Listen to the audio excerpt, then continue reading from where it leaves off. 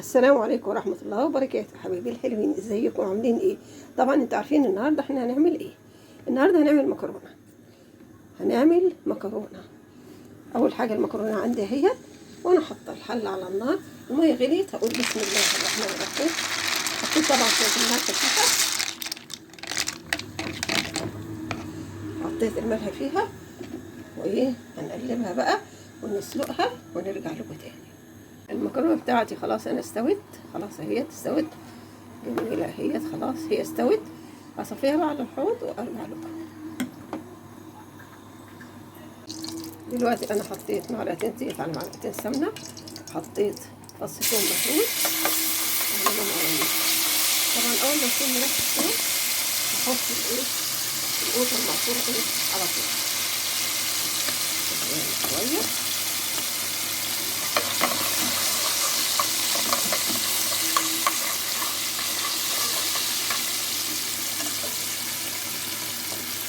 كده اهو هنحط القوطه المعصوره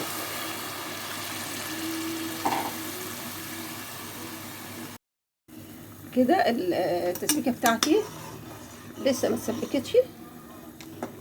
ما تسبكتش. انا هحط التوابل بتاعتي ملح وفلفل وسنه بهارات صغير، مفيش حاجه اكتر من كده. ملح فلفل سنه بهارات صغير.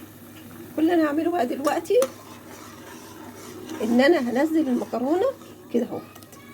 هنزل المكرونه وهي لسه ما تسبكتش عشان تتسبك والمكرونه معاها. دي المكرونه بتاعتي اهيت، انا سلقتها وصفيتها وعملتها.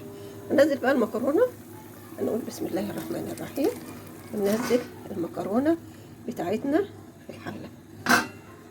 نوطي عليها بقى شويه ونسيبها تبقى عامله زي المبكبكه بالظبط. هنسيبها تبقى زي المبكبكه كده هو بالظبط.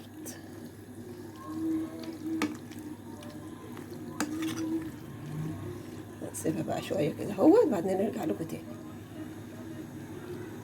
ده طبعا المكرونه بتاعي خلص،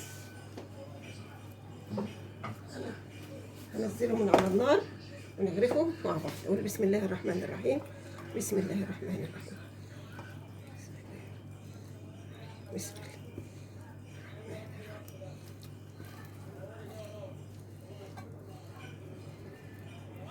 ريحته جميلة طبعا، ريحته حلوة جدا كده. ده طبق المكرونة بتاعي النهاردة ان شاء الله. الطريقة دي طريقة حلوة وطريقة سهلة وبتعجبكم. كل اللي انا هعمله بقى ان انا هجمله بشوية بقدونس، شوية بقدونس كده اهو.